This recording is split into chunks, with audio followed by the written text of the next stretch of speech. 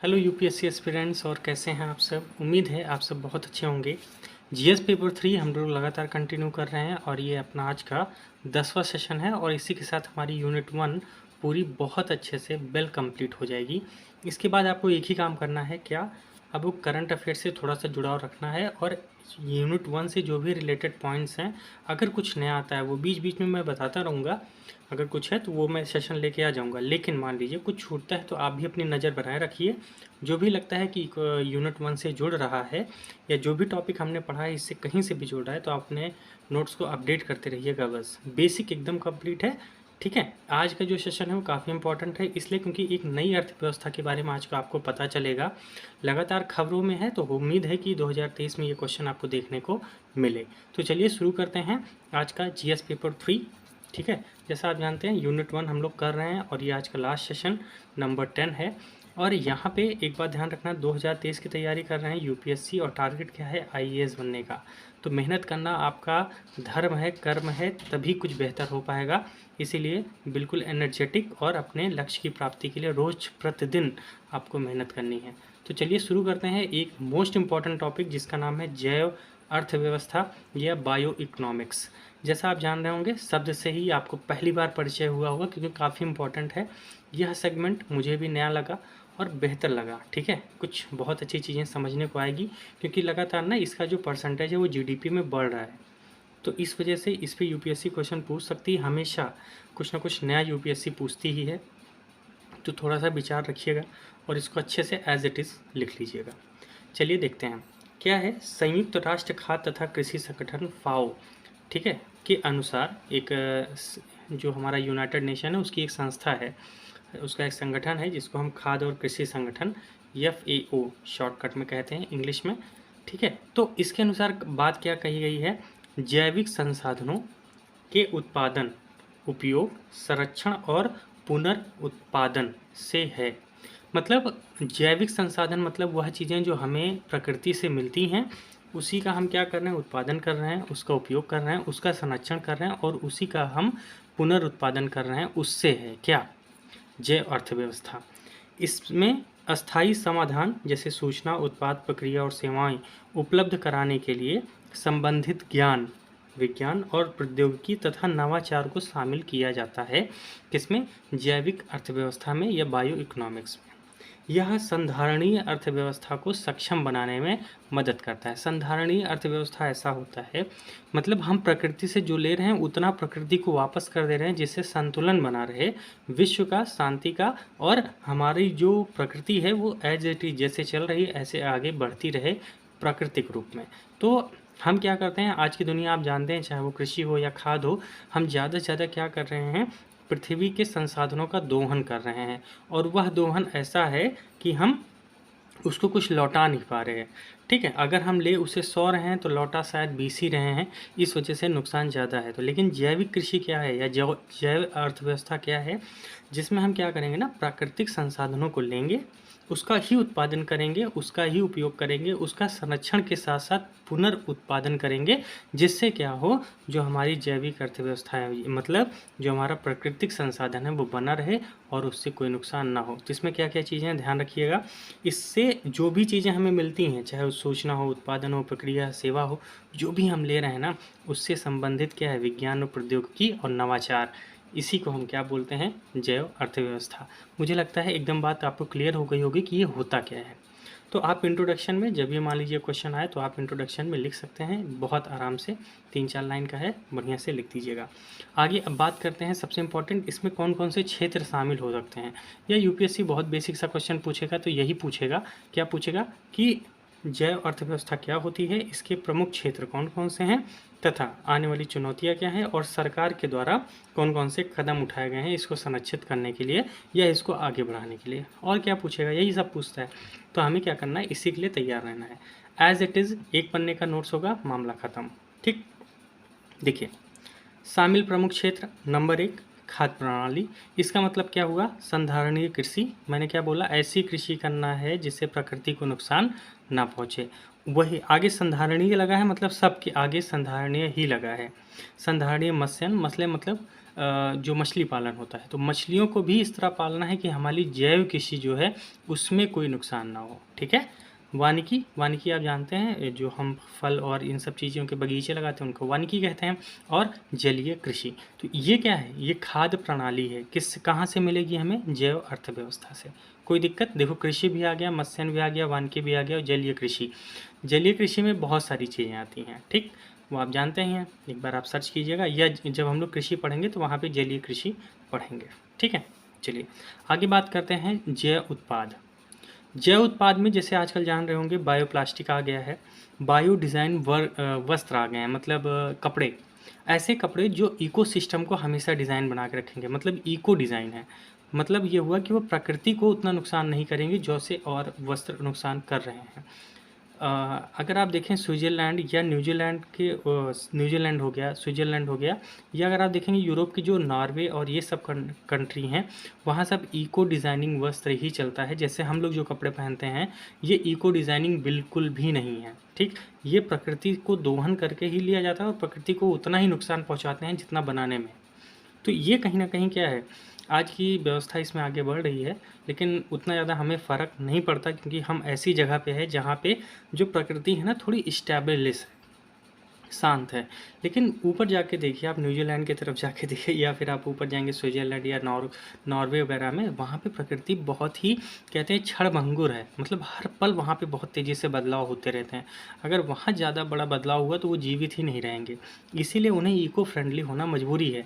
हम क्यों नहीं समझ पा रहे, रीज़न क्या है, हमारा क्षेत्र ऐसा है जहाँ पे जो प्रकृति है वो बहुत शांत है। चलिए आगे बात करते हैं जैव निम्नीकरण तथा अन्य उत्पाद। जैव निम्नीकरण का मतलब ऐसे हम प्रोडक्ट यूज करते हैं जिनका उपयोग जो क्या हो, हमारी प्रकृति को नुकसान ना करे, जैव निम्नीकरण हो। ठीक, तो ये क्या है, कुछ महत्वपूर्ण उत्पाद, यही तो क्षेत्र है ना, ये क्षेत्र ही तो हैं किसके, जैव अर्थव्यवस्था के। आगे बात करते हैं जैव ऊर्जा। जैव ऊर्जा का मतलब होता है सतत ऊर्जा। सतत ऊर्जा मतलब हमें जो एनर्जी मिल रही है वो प्रकृति से ही मिल रही है। जैसे बायोमास या बायोगैस हम लोग क्या करते हैं, प्रकृति से ही प्राप्त करते हैं और प्रकृति को ही दे देते हैं हमें, ना ही हम कुछ ऐसा कुछ करते हैं जिससे प्रकृति को नुकसान हो। ठीक, अगली बात करते हैं जैव अर्थव्यवस्था का बाजार। अब देखिए इसका जो बाजार है ना, जीडीपी में 2.6% का हिस्सा है और ये लगातार बढ़ रहा है। तो ये कहीं ना कहीं यूपीएससी पूछ नहीं सकता भाई, अगर जीडीपी में 2.5% किसी का हिस्सा है तो वो हमारी अर्थव्यवस्था से सीधा जुड़ रहा है। तो यूपीएससी सीधी सी बात है क्वेश्चन पूछ सकता है, आज नहीं तो कल पूछेगा ही पूछेगा, तो हमें तैयार रहना है।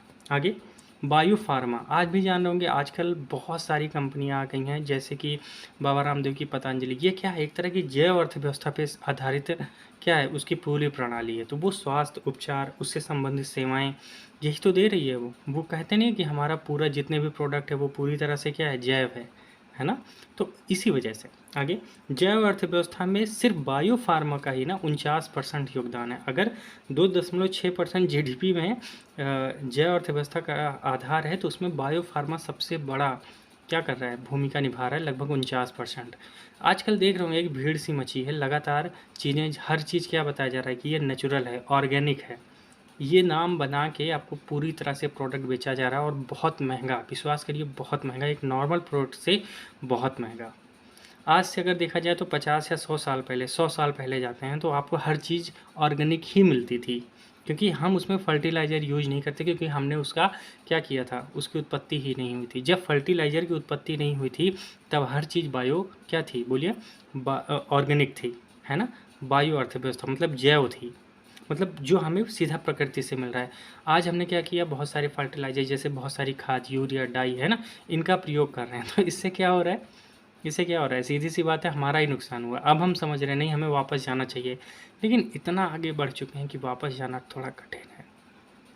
और उसी का फ़ायदा उठा के कुछ कंपनियां क्या कर रही हैं, आपको बहुत महंगा दे रही हैं। ठीक, चलिए आगे बात करते हैं नवाचार। नवाचार क्यों बहुत ज़रूरी है, जब तक क्योंकि हम ना पिछले 150 साल का वो जो ज्ञान था वो भूल चुके हैं। रीज़न क्या है कि हम लगातार, हमें उत्पादन ज़्यादा चाहिए, हमने लगातार चीज़ों को इतना ज़्यादा प्रोड्यूस करने पे ध्यान दिया, हम भूल ही गए कि हमें प्रकृति से खेलना है। जब इतना कुछ भूल गए तो समस्या बढ़ेगी, सीधी सी बढ़ेगी। तो हमें क्या करना पड़ेगा, नवाचार करना पड़ेगा, जिससे क्या होगा, बायोटेक के क्षेत्र में स्टार्टअप करना पड़ेगा। तो इसमें बहुत तेज़ी तो आ ही रही है, और प्रत्यक्ष विदेशी निवेश मतलब एफडीआई का लगातार वृद्धि हो रही है। ठीक, और बायोटेक आने से क्या होगा, हम रिसर्च कर पाएंगे कि ये भूमि है, यहाँ पे बहुत ज़्यादा यूरिया खाद ये सब यूज किया जा रहा है, तो इसको कैसे कम करके इसमें जैव खाद मिलाया जाए, उत्पादन उतना ही रहे। तो उसके लिए हमें क्या करना पड़ेगा, जो पहले हम भूल चुके हैं उन्हीं को सीखने के लिए हमें नवाचार करना ही पड़ेगा। ठीक है, तो अगर आपसे कोई पूछे इसमें क्या क्या शामिल क्षेत्र हैं, तो एज इट इज़ ऐसे ही डायग्राम बना के चले आइएगा। ऐसे डायग्राम नहीं बना पाएंगे तो कुछ लिख के तो आ जाओगे ना, अगर एक बार पढ़ लिए हो तो।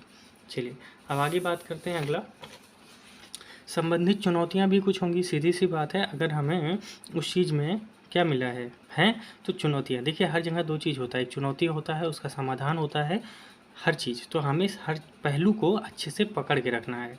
ठीक, अब देखिए संबंधित चुनौतियाँ क्या क्या हो सकती हैं। नंबर एक, भाई लागत उच्च है। क्यों, सीधी सी बात है, हमें प्रोडक्शन भी चाहिए, एकदम शुद्ध चीज़ भी चाहिए जो हमें प्रकृति से मिले। उसके लिए मान लीजिए मुझे एक ऐसा ऑर्गेनिक आम चाहिए कि उसमें कोई भी खाद उस आम के पेड़ में ना मिलाई गई हो। तो उस आम के पेड़ को जो हमें क्या करना पड़ेगा, ऐसी मिट्टी देनी पड़ेगी, ऐसी खाद देनी पड़ेगी जो पूरी तरह से जैव हो, और ऐसी हवा पानी धूप सब कुछ उसको मिलना चाहिए जो कहीं ना कहीं क्या हो, आसपास के जो वातावरण है वो शुद्ध हो। तो उसमें लागत लग रही है। क्यों, क्योंकि आज का प्रदूषण इतना है कि हमें उस चीज़ को ना ऑर्गेनिक बनाने में लागत ज़्यादा लग रही है। इसीलिए चीज़ें क्या हो रही हैं, बहुत महंगी हैं, इसीलिए लागत ज़्यादा है। क्यों, क्योंकि बुनियादी ढांचा बहुत कमज़ोर है जैव अर्थव्यवस्था का या जैव उत्पादन का। ठीक है, ये बात तो एकदम क्लियर होगी। अगला, देखिए कोई भी हम काम कर रहे हैं ना, तो हमारा कार्बन डाइऑक्साइड बहुत ज़्यादा उत्सर्जित हो रहा है, जैसे वनों की कटाई लगातार हो रही है। और नंबर एक, दूसरी बात यह है, सीमित कृषि भूमि है हमारे पास। रीज़न क्या है, अगर मान लीजिए कोई किसान है आपके गांव का, आप जाइए, आप गांव में बात कीजिए किसी किसान से, हे भैया एक काम करिएगा, अगली बार ना ये यूरिया डाई इन सब चीज़ों का यूज मत कीजिएगा, फर्टिलाइज़र का यूज मत करिए, आप ना बायो कृषि कीजिए, गोबर की खाद डालिए, और भी जो भी ये ऐसी खादें होती हैं जो जैव खादें होती हैं, इनका प्रयोग कीजिए। वो आपको बेवकूफ़ समझेगा, वो यही कहेगा यार क्या बता रहे हो, इससे कुछ होगा भी आज के समय में, तो मेरा गेहूँ और धान तो होगा ही नहीं, मैं क्यों करूँ। तो वो करने को रेडी ही नहीं है। जब वो करने को रेडी ही नहीं है तो हमारे पास सीमित कृषि भूमि हुई कि नहीं। जल संसाधन सीमित, क्योंकि हल जल दूषित हो चुका है, किस वजह से, वो यूरिया वो खाद की वजह से। बगल की जो तालाब है या जिसको हम बोलते हैं कि जल का स्रोत है, उस जल स्रोत में क्या हुआ है, वो यूरिया डाई ऑलरेडी मिली हुई है। तभी तो बहुत ज़्यादा जो हम लोग पढ़ते हैं ना, वो क्या कहते हैं उसको, क्या काई होती है यार ना वो याद नाम ही नहीं आ रहा, चलो ठीक है ना। तो उससे क्या होता है, वो बहुत ज़्यादा प्रस्फुटन हो रहा है, तो इस वजह से क्या हो रहा है ना, ग्रीन एल्गी है ना, तो ब्लू एल्गी वो लगातार क्यों होता है, क्यों बढ़ जाता है, रीज़न यही है क्योंकि हम बहुत ज़्यादा उसमें क्या कर रहे हैं, मिला रहे हैं। तो ये क्या है, आप देख रहे होंगे, सीमित कृषि हो गई, जल संसाधन सीमित हो गया। अगर वो जल आप ना उस पेड़ में मिला भी देंगे जो आप पौधा उगा रहे हैं, किसके लिए बताइए, जैव कृषि के लिए, तो क्या वो उसमें जैव रहा, जैव तो रहा ही नहीं, क्योंकि उसमें तो बहुत सारी चीज़ें अन्य मिल गई। तो इस वजह से भी समस्या आ रही है। आगे बात करते हैं, भारतीय जैव प्रौद्योगिकी विनायक प्राधिकरण विधेयक अब तक पारित नहीं हुआ है। भारत में कोई ठोस कानून तो है नहीं इस चीज़ को लेके। जब तक ठोस कानून नहीं होगा तब तक क्या होगा, सीधी सी बात है, लोग अपने मन का करेंगे। तो अभी तक ऐसी कोई प्रौद्योगिकी का विनियामक नहीं आया है जिससे क्या हो कि कोई प्राधिकरण मतलब कोई संस्था ऐसी नहीं बनी है जो उस पर कंट्रोल करे। ये विधेयक अभी तक पारित नहीं हुआ। ये चुनौतियाँ हैं हमारे सामने। अगली बात करते हैं, अगर आपको जैविक कृषि करनी है तो आपको अनिवार्य लाइसेंसिंग लेना पड़ेगा। रीज़न क्या है कि वहाँ पे चेक करने आएंगे कि आप सच में उस लेवल पर काम कर रहे हैं, नहीं कि सिर्फ आप फेक प्रोडक्ट बना रहे हैं। ठीक है, तो इस वजह से क्या है, अनिवार्य लाइसेंसिंग है, जिससे पेटेंट के बहुत सख्त मानक हैं इसमें। इसलिए जो बंदा आना भी चाहता है ना, वो आ नहीं पाता, क्योंकि लागत उच्च है, ठीक, सीमित संसाधन है, कोई विनियामक उतना मजबूत है नहीं, अनिवार्य लाइसेंसिंग और पेटेंट बहुत टफ है लेना, इस वजह से नवाचार कम है। और अगला बात, बाजारीकरण का अभाव है। आपको 100 बातें सबको समझानी पड़ेगी। ठीक है, अगर मैं ही आपको लेकर आऊँ कोई प्रोडक्ट और बताऊँ देखो यार इसको खाओगे ना तो क्या होगा, आपके अंदर जितने भी न्यूट्रिशन जाने चाहिए, जो भी चीज़ें जाने चाहिए वो आपको मिलेगा। आप विश्वास करिए बहुत देर तक समझाएँगे तब आपको चीज़ें समझ में आएगी। बहुत बहुत कम लोग हैं जो इन सब बातों को समझ पाते हैं। लोगों को क्वालिटी नहीं क्वांटिटी से मतलब होता है, मतलब उनका पेट भरा होना चाहिए, क्या जा रहा है पेट में उनसे मतलब नहीं होना चाहिए। आजकल का भावना ऐसे है क्योंकि बाज़ारीकरण ही बनाया ऐसा गया है, जहाँ पे उपभोग ज़्यादा हो, लोग खरीदने पे ज़्यादा विश्वास करें, ना कि उसको क्या करें, अपने पेट को पालने पे। वो इस पे ध्यान नहीं देते हैं कि मैंने कितना कम खा के कितना बेहतर प्रोडक्टिविटी दी। उनसे इससे मतलब नहीं, उनका ये मतलब है कितना ज़्यादा खाया, ठीक है? तो इस तरह का बाज़ार है, तो इस वजह से जैव अर्थव्यवस्था में चुनौती बहुत ज़बरदस्त है। यहाँ तक कोई समस्या? चलिए। अब देखते हैं ना, भारत सरकार ने कुछ पहल भी की है, तो क्या-क्या सरकार की पहलें हैं, आइए देख लेते हैं, ठीक है? देखो, जैव अर्थव्यवस्था को बढ़ाने में सरकार की पहल, नंबर 1 बायो इकोनॉमिक्स पर राष्ट्रीय मिशन। तो हमने एक राष्ट्रीय मिशन, ये वैसे 2009 का मिशन है, लाया गया था, जो विज्ञान तथा प्रौद्योगिकी मंत्रालय के द्वारा लाया गया था।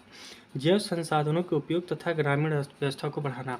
क्यों लाया गया होगा ग्रामीण के लिए? क्योंकि ग्रामीण के जो लोग होते हैं ना, वो अभी इस बात को समझते हैं कि जैसे जो भी पुराने लोग हैं उनसे आप पूछेंगे तो वो बताएंगे नहीं यार, वो समय ज़्यादा अच्छा होता था, चीज़ें शुद्ध रहती थी। आज शुद्धता ख़त्म होती जा रही है और प्रोडक्ट पे शुद्ध लिखा जा रहा है, ये चीज़ें हो रही हैं, ठीक है? तो जब ये हो रहा है तो क्या होगा, हमें शुरुआत ग्राम से करना पड़ेगा। अगर ग्रामीण अर्थव्यवस्था सुधर जाएगी और वो ऐसे संसाधनों का उपयोग करने लगेंगे तो सीधी सी बात है वही चीज़ शहर में आएगी, ठीक है? तो इसीलिए बायो इकोनॉमिक्स पर राष्ट्रीय मिशन लाया गया, जो किसके, विज्ञान और प्रौद्योगिकी मंत्रालय के तहत था, ठीक? तो ये आप लिख सकते हैं एज एग्जाम्पल के तौर पे। अगला जो है, उत्पादन से संबंधित प्रोत्साहन योजना लाई गई थी। जो बायो फार्मा हैं, जो भी आजकल बायो फार्मा चल रहे हैं, उन सब को वो सब उत्पादित करें, इन सब चीज़ों को उत्पादित करें जिससे प्रोत्साहन मिले, ठीक? पतंजलि क्या कर रहा है, जो वैद्यनाथ हैं वो क्या कर रहे हैं, सीधी सी बात यही कर रहे हैं। डाबर क्या कर रहा है, पूरी हर चीज़ ऑर्गेनिक और जैव प्रौद्योगिकी है उनकी, उसी पे काम कर रहे हैं।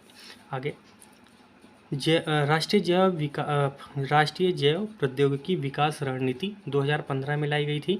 इसके अंदर क्या था, भारत को वैश्विक स्तर पर जैव विनिर्माण केंद्र के रूप में स्थापित करना, क्योंकि हम विश्व स्तर पे हमें ज़्यादा नॉलेज है, क्योंकि हमारे ऋषि मुनि हमें यही सिखा के गए हैं, तो हमारे पास नॉलेज ज़बरदस्त है किस चीज़ की, जैव की। क्योंकि आप जानते हैं भारत में योग शुरू हुआ तो पूरा विश्व योग को अपना रहा है। उसी तरह अगर जैव विनिर्माण में भारत हब बन गया तो क्या पता हम इसी से अपनी काया पलट कर सकते हैं और विश्व में अपना एक अलग कीर्तिमान हासिल कर सकते हैं। तो इस पे भारत सरकार लगातार काम कर रही है, लेकिन यहाँ के लोगों को साथ जोड़ना बहुत ज़रूरी है, ठीक है? तो इस वजह से मैंने क्या बताया, यहाँ की जो परिस्थितियाँ हैं ना, जो यहाँ का इन्वायरमेंट है वो स्थिर है। स्थिर मतलब इतनी जल्दी ना हमें बहुत ज़्यादा जो क्लाइमेट चेंज है उसका असर देखने को नहीं मिल रहा है, ठीक है? इस वजह से क्या होता है कि हम उतने ज़्यादा उत्साहित नहीं हैं इन सब चीज़ों के पीछे। लेकिन जो यूरोप है वो पूरी तरह से बर्फ़ की चादरों पे बिछा है ना, तो वहाँ के लोग ज़्यादा समस्या, क्योंकि सबसे ज़्यादा नुकसान भी उन्होंने किया है इस धरती का, तो वो ज़्यादा सतर्क हो गए हैं। हमें टाइम लगेगा, बस यही बात है। आगे बात करते हैं, पूर्वोत्तर क्षेत्र में जैव प्रौद्योगिकी को बढ़ावा देना सरकार का लक्ष्य है। क्यों हमने पूर्वोत्तर राज्यों को क्यों चुना? रीज़न क्या है, वहाँ पे पूरा जो पर्वतीय क्षेत्र ज़्यादा है, और पर्वतीय क्षेत्र होने की वजह से चीज़ें हमें इस टाइप में ज़्यादा मिलती है, वहाँ जैव अर्थव्यवस्था का पालन करना बेहतर हो जाता है। जैसे आप जानते हैं सिक्किम, जो पूरी तरह से जैव कृषि का पहला राज्य बना है, जहाँ पे पूरी तरह से जैव कृषि होती है, ठीक है? तो आप ये भी एग्जाम्पल लिख सकते हैं सिक्किम वाला, ठीक? तो ये सब क्या है, भारत सरकार की पहल है, किस चीज़ को लेके, जैव अर्थव्यवस्था को बढ़ाने को लेके। अगर आपसे कोई पूछे जैव अर्थव्यवस्था का कितना योगदान है, तो चुपचाप बोल दीजिएगा 2.6%, ठीक? चलिए, अब लास्ट पॉइंट क्या है कि हमें आगे क्या करना चाहिए, क्योंकि यूपीएससी आपसे पूछेगा ही, नहीं भी पूछेगा आपको 2-4 पॉइंट तो लिख के आना है। ये हर क्वेश्चन में आपको करना ही करना है, कोशिश करनी है कि 2-3 लाइन निकाल के आओ, ठीक? ठीक है, चलिए। नंबर 1, स्थानीय सरकार, राज्य सरकार, केंद्र सरकार तथा बाजार अभिकर्ता को शामिल करना आवश्यक है। देखो क्यों?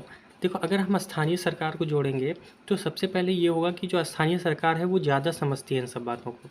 राज्य सरकार स्थानीय सरकार के माध्यम से समझेगी और राज्य सरकार के माध्यम से केंद्र सरकार समझेगी। और जो बाजार के अभिकर्ता हैं, मतलब बाजार में जो लोग हैं जो काम करना चाहते हैं, उनको भी शामिल करना। अगर वो शामिल हो जाएंगे तो क्या होगा, जैव अर्थव्यवस्था को चलाना आसान हो जाएगा।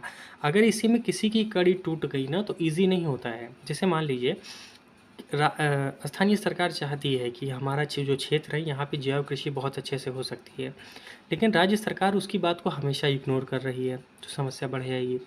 मान लीजिए इन दोनों राजी हैं लेकिन केंद्र सरकार मना कर पा रही है या केंद्र सरकार उस पर ज़्यादा ध्यान नहीं दे रही है, तब भी समस्या आ जाएगी।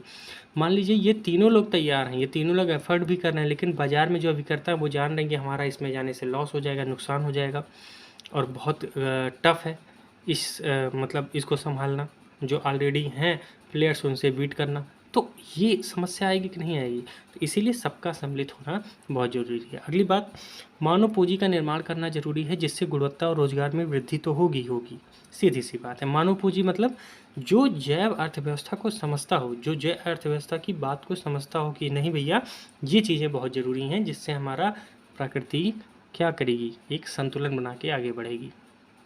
अगला, नवाचार आधारित पारिस्थितिकी तंत्र का निर्माण किया जाए, जैसे विश्वविद्यालय कॉलेजों में उसको पढ़ाया जाए, बच्चों को बताया जाए, है ना, स्टूडेंट्स जितने हैं, जितने भी, उनको ये पता चले कि यार इससे लाभ है। तो विश्वास करिए अगर 1000 लोग हैं, 1000 में 10 तो तैयार होंगे ना इस काम को करने के लिए।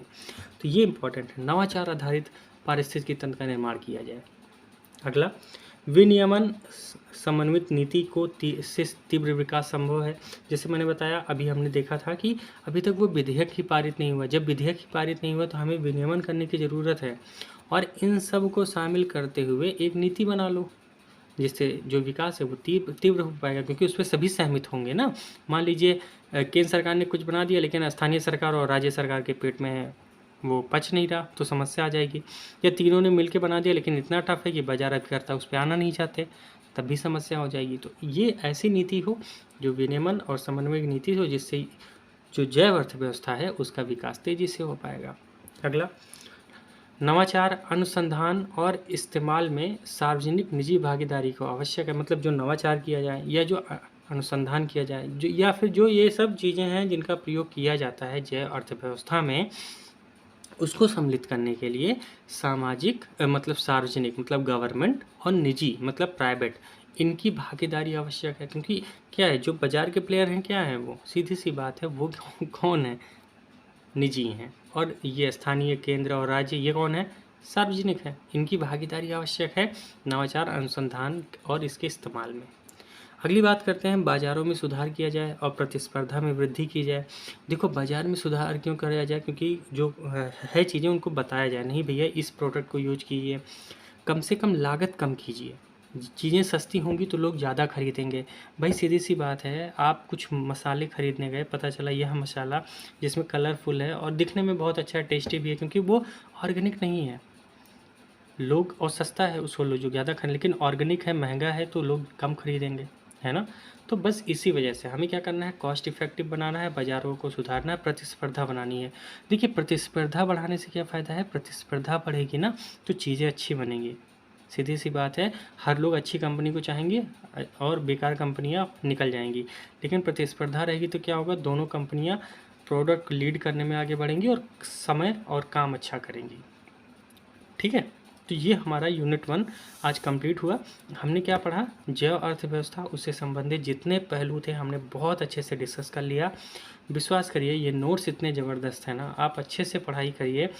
मैं कह रहा हूँ 2023 कैसे नहीं होता है, बस ज़रूरी है मेहनत करने की, आंसर राइटिंग करते रहिए, खूब सारी मेहनत करिए, पढ़ाई करिए। कोई समस्या आती है तो व्हाट्सएप टेलीग्राम नंबर तक दे चुका हूँ।